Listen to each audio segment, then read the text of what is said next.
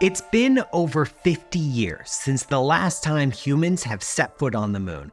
Since then, we've made enormous strides in technologies and our ability to live and work in space. But we haven't been back to the moon.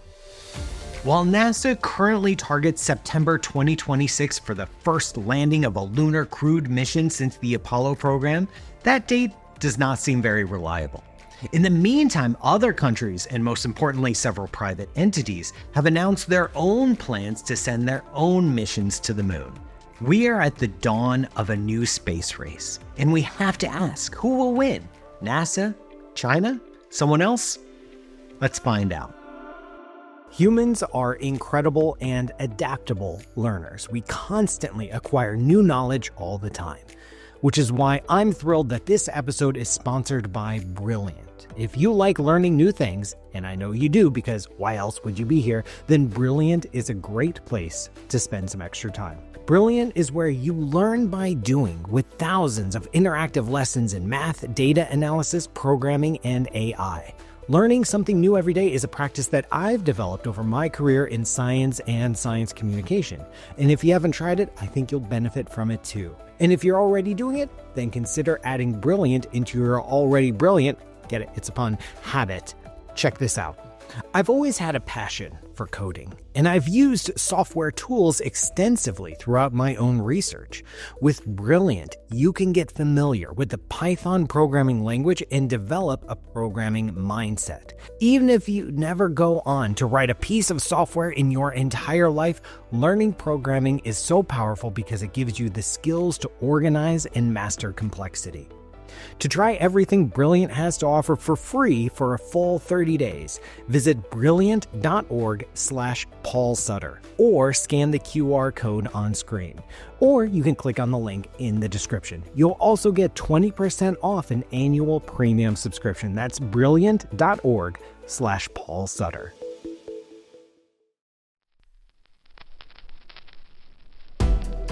It is true that crewed missions to the moon are expensive, difficult, and dangerous. And we now have a long history going back decades of reliable, dependable, capable, robotic exploration, including flybys, orbiters, landers, and rovers. Why don't we look at how much human spaceflight would cost to return to the moon and just spend that money on lots of robots instead? The answer is that no matter how dependable and how capable our little robotic explorers are, they just can't match what a human can do. Compared to a robot, a human is stronger, at least stronger than the kinds of robots we can send to the moon. A human can troubleshoot and solve problems much faster without guidance from Earth-based engineers. And humans are much more creative and flexible when it comes to scientific investigation. And lastly, humans are much faster moving around, and they're much more versatile and dexterous. I mean, a typical rover speed is around 0.1 miles per hour, or a blazing 152 meters per hour. Insert obligatory joke about old people driving on freeways here. Humans are just better in almost every aspect. The typical benchmark is that what a robot can do in an entire day, a human can accomplish in a minute. But the downsides, of course, are that sending humans is much more expensive and much riskier. Except for a few engineers, nobody sheds a tear when a robot crash lands on the surface. And a crewed mission is going to be at least 10 times more expensive than an equivalent robotic mission. But while human missions are more expensive, their productivity totally eclipses that. The Apollo mission spent a total of 12.5 contact days on the moon, which resulted in nearly 3,000 scientific papers. Compare that to the 1,000 or so papers written about Mars from years of rovers and landers on its surface. On a cost per science result basis, we're stupid to not keep sending humans into space. But science isn't the only reason to send humans to the moon. The moon has a lot of easily accessible resources that could provide the basis for space-based industry. Mining and manufacturing on the moon could use rich deposits in methane, ammonia, and atomic oxygen in the lunar regolith. These operations could funnel back either manufactured or refined materials to the Earth, or become the backbone of further off-world industry as a steady supply of water and fuel. The moon has a much shallower gravitational well than the Earth, meaning that it's easier to come and go from the surface. You could build advanced rocket parts or habitats and get them out to Mars or the asteroid belt or anywhere else in the solar system far, far easier than doing the same thing on the Earth. And while for now we can fantasize about fully automated factories or mining operations on the lunar surface, the truth is that we don't have nearly the experience or expertise to develop those kinds of systems outside of the Earth. Lunar manufacturing and mining is a long way off. We have to figure out how mining and machining can operate in low gravity. We have to figure out how to deal with all the superfine lunar dust. We have to figure out how to haul all that mining gear out there, and we have to figure out where all the good stuff is on the moon in the first place. Otherwise, we'll waste our time digging up just more regolith. That's a rock. So to kickstart this process, we're going to need a lot of humans doing a lot of grunt work. Lastly, it's just fun.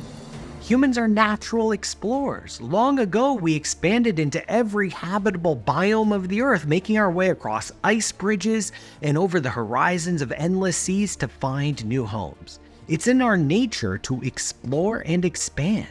The moon is right there, waiting for us.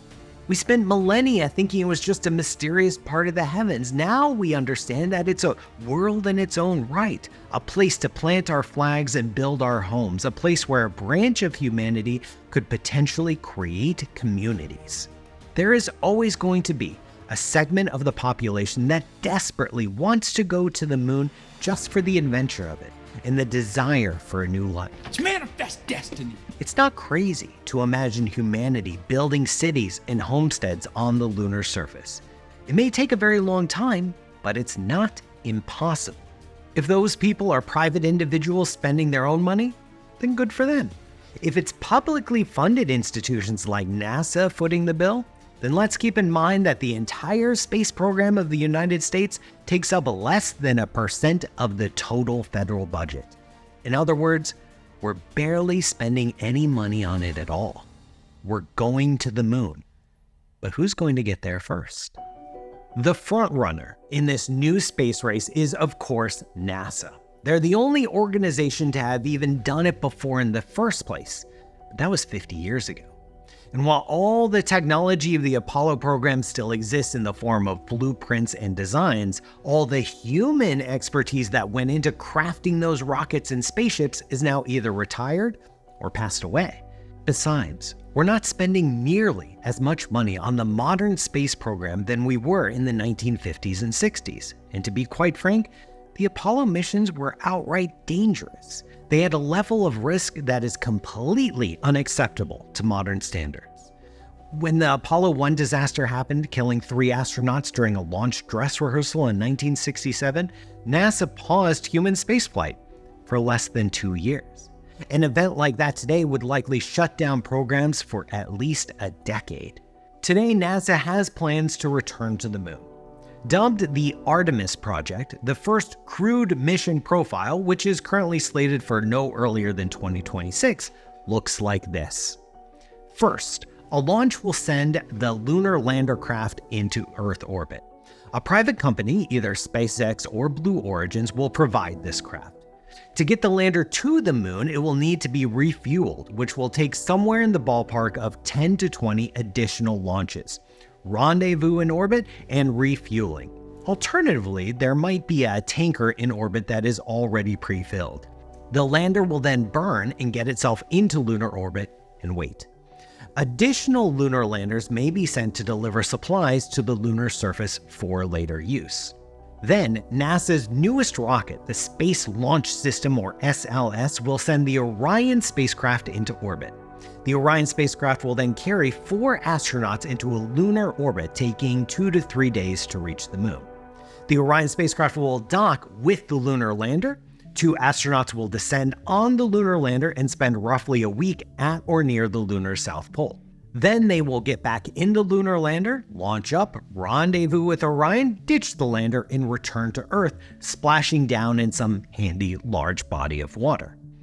That's quite a complex mission plan, much more complex than the original Apollo missions of the last century.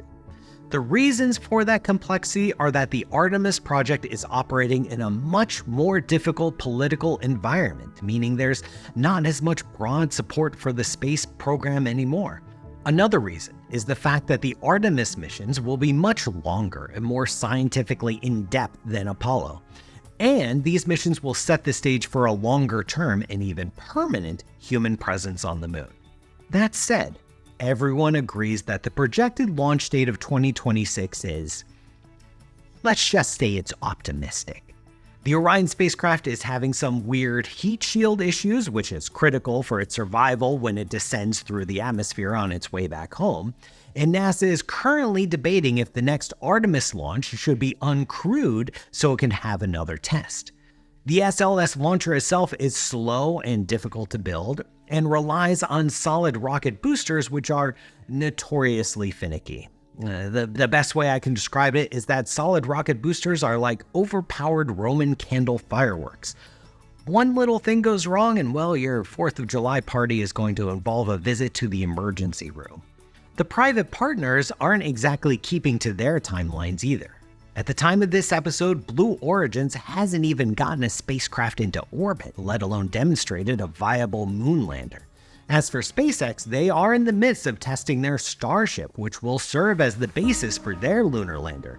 Starship tests seem to be going well, but they don't have the lunar lander part settled yet. Space is hard. In the 1960s, the United States was able to accomplish it by spending nothing less than a staggering amount of money. The Apollo program spent over $260 billion of today's dollars just to send a couple dozen people to the lunar surface. Missions to the moon are exceedingly complex, requiring launching, traveling, landing, surface activities, launching again, returning and landing back on the Earth. This isn't just some orbital joyride. This is on the very edge of what humanity is capable of. Meanwhile, other nations have already begun their own projects. Take the China National Space Agency, for example, with their CLEP, or Chinese Lunar Exploration Program. If you have any doubts about the objectives of the program, just check out their logo. It's a stylized crescent moon with 2 footprints in the middle. By the way, the logo is meant to also resemble the Chinese character for moon, which is pretty clever in my opinion. Now, as we've seen with NASA and Artemis, plans are easy to announce but slightly harder to execute. That said, the Chinese have managed quite a few accomplishments in a short period of time. On October 24, 2007, the Chinese launched the Chang'e-1 mission, named for the traditional goddess of the moon. This was the first launch of Phase 1 of the plan, which focused solely on orbital missions. The orbiter was a success, providing a detailed map of the entire lunar surface and doing some long-range scouting for future landing sites. That mission was followed 3 years later with the appropriately named Chang'e-2, which did the same thing but in greater detail. Then it sped off to visit the asteroid 4179 Tutatis to help the agency test its communications and command systems. In 2013, the Chinese upped the ante with Chang'e-3. Can you pick out a pattern here? Which was the first soft landing on the moon achieved by that agency. That mission too was a great success, especially with the deployment of a small, cute little rover named U2. In fact, that mission was so successful that it delayed the launch of Chang'e-4 because they wanted to add more capabilities to it. That mission launched on January 3, 2019 and reached the South Pole Aitken Basin on the far side of the moon. It also carried another rover with it, U2-2, the first ever rover to explore the far side. Next up was Phase 3, a pair of robotic sample return missions. The first of these missions was just a test, and the second one, Chang'e-5, launched in November 2020 and returned to Earth with 1,731 grams of lunar soil, the first samples to return to Earth since the Apollo era. The latest mission is, you guessed it, Chang'e-6, which launched on May 3, 2024. This mission was a whole package. A lander back at the South Pole Aitken Basin, a successful sample return of more lunar material, and a new rover, the Jinchan, to explore the far side some more because we just can't get enough of that far side.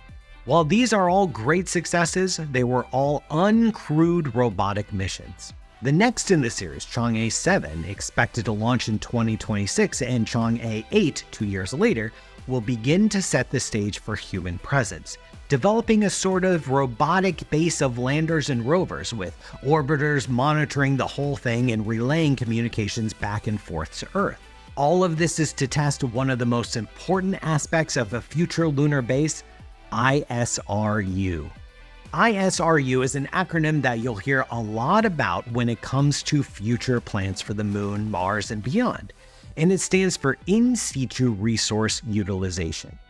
The basic idea is that launching stuff to the Moon is expensive, really expensive.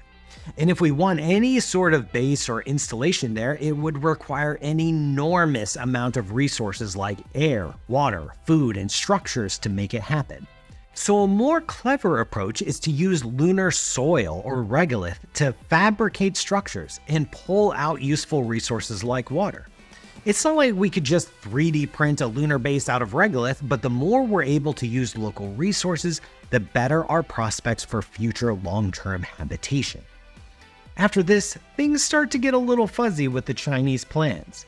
They've announced that they want to send a human mission to the Moon in 2029 or 2030. The mission will require a much beefier launch vehicle than their current capabilities, named the Long March 10, which is currently in development.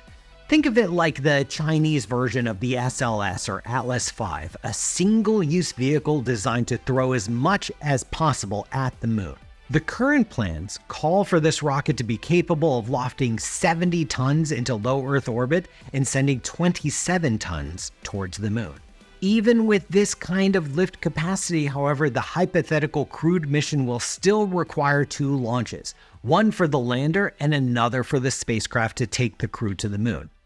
That crew would land on the surface, spend a few days poking around and looking at rocks. I'm just kidding, they'd be doing some intense flight testing and science, and then return. A retread of the Apollo-style missions for sure, but a retread is better than what we have right now, which is nothing. So, good for them. All of the components of that mission, the spacecraft, the lander, the spacesuits, all of it are still under active development. Chinese space officials and leaders tend to keep their cards close to their chest. And it's not like NASA, where the budget undergoes regular public reviews. On the other hand, it's pretty difficult, as in impossible, to keep launches and space activity secret. So we know when the Chinese are able to accomplish something, but we don't know if programs are over budget or facing major delays or technical hurdles. It's anybody's guess if that expected launch date of 2029 or 2030 is reliable or not. When it comes to the Chinese, we'll just have to wait and see.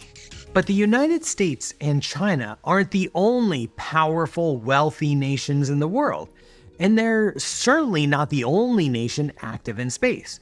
For example, there are the Russians, which are kind of distracted at the moment, so for our purposes, there really isn't much to talk about there.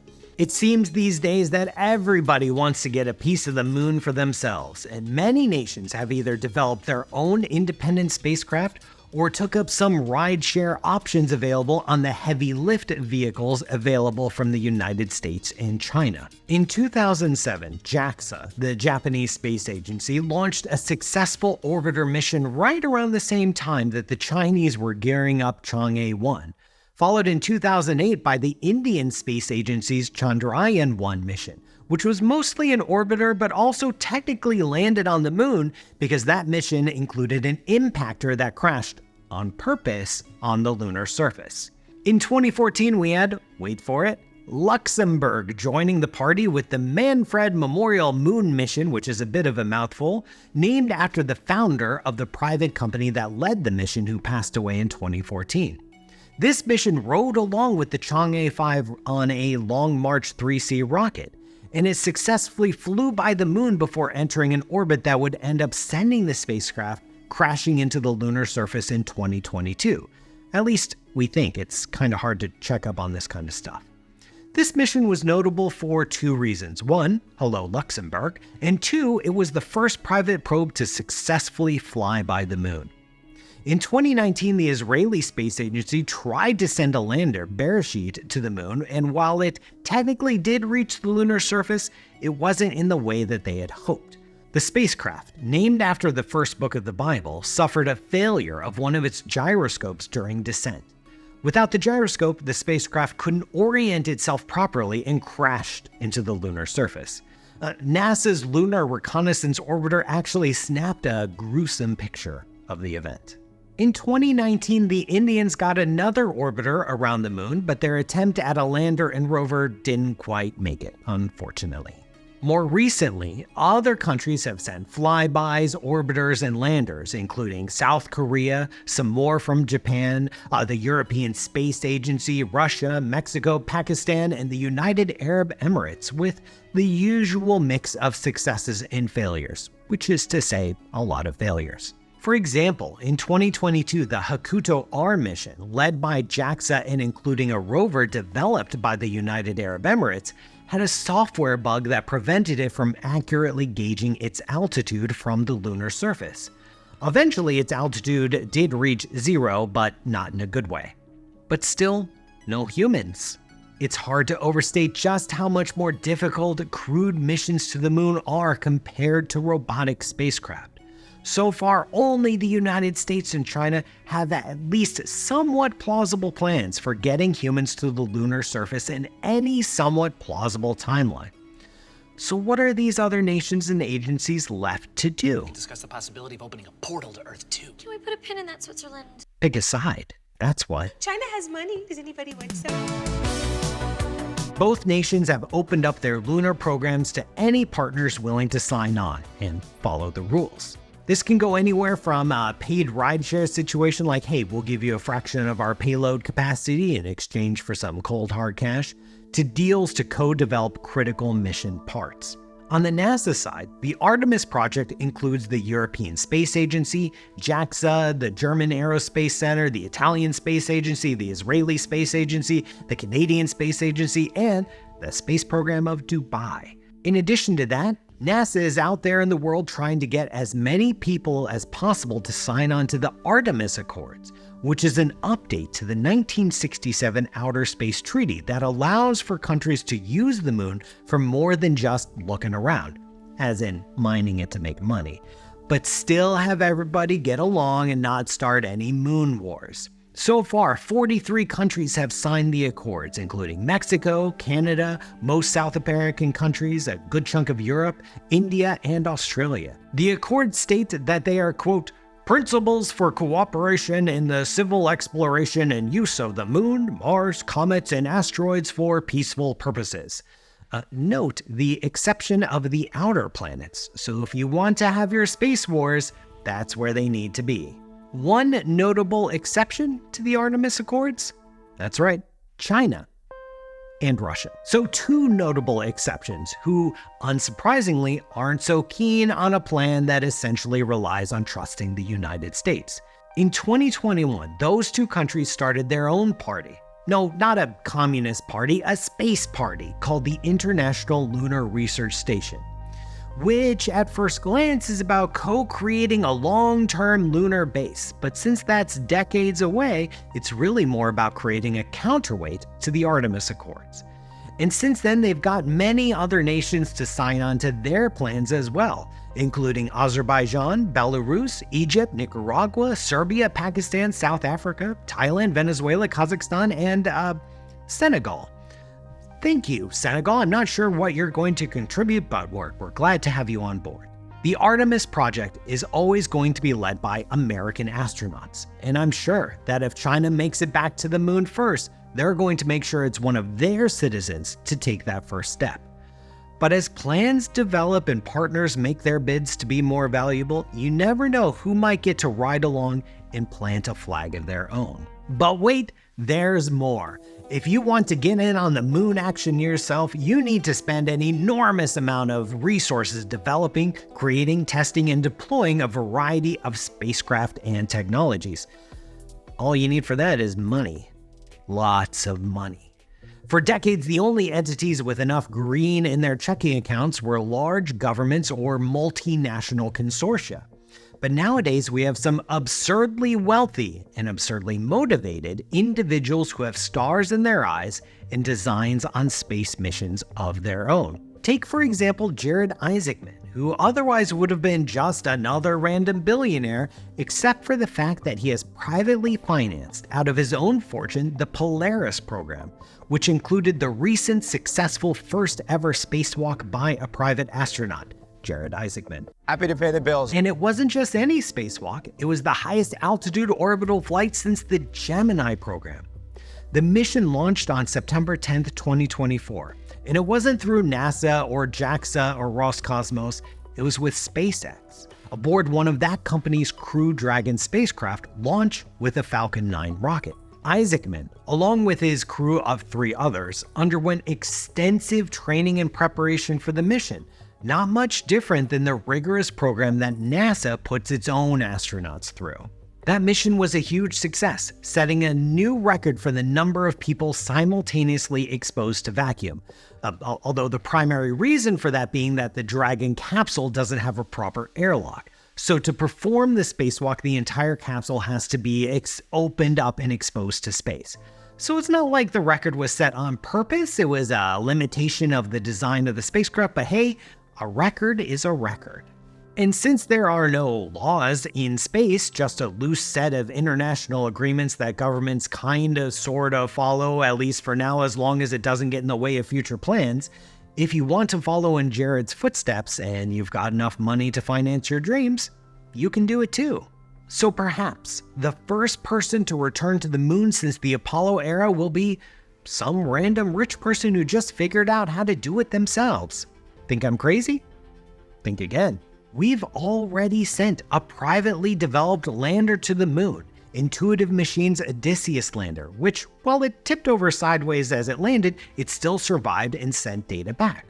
Firefly Aerospace hopes to send the Blue Ghost lander this November, launched from a SpaceX Falcon 9, followed in December by the iSpace, a Japanese company, rover mission. Intuitive Machines isn't done yet, and they hope to try again early next year, this time hopefully with the lander that, sticks the landing. Then there's Astrobotic, Blue Canyon Technologies, Draper Astrolab, and more. While any one single company may not be able to compete with the resources of an entire nation, it's not out of the realm of possibility that a consortium or partnership could do the trick. Just look at the Polaris mission, for example. Isaacman didn't build the rocket or spacecraft himself, but he did finance the development of just about everything else, including the extravehicular activity suits, laser communication systems, and more. Heck, since the current Artemis program itself calls for a private company to develop the human landing system to get people onto the lunar surface, technically, if that program succeeds, it will be SpaceX or Blue Origin's, not a NASA-built craft, that will be the first to deliver astronauts to the moon since Apollo. And it makes one think, what if we just skipped the whole SLS part of Artemis? Both SpaceX and Blue Origins are developing heavy and super heavy lift vehicles. Both of them are developing human landing systems for getting on and off the moon. All of these endeavors are funded in large part by NASA anyway. Does NASA really need its own rocket anymore? Of course, now that I think about it, that might be NASA's ultimate backup plan. Even if the SLS program fails, and the Artemis project never delivers an astronaut to the moon, we'll still have the capability to do it anyway, and it just might be a private individual, a civilian, who puts the right money together to make it happen. In the end, we're returning to the moon, one way or another. And whether it's Artemis, Chang'e, or a billionaire hitching a ride on Starship, we're all going to win. Who do you think will be the first to return to the moon? Well, let me know in the comments. Thank you for watching, and thank you for sharing your time and space with me today.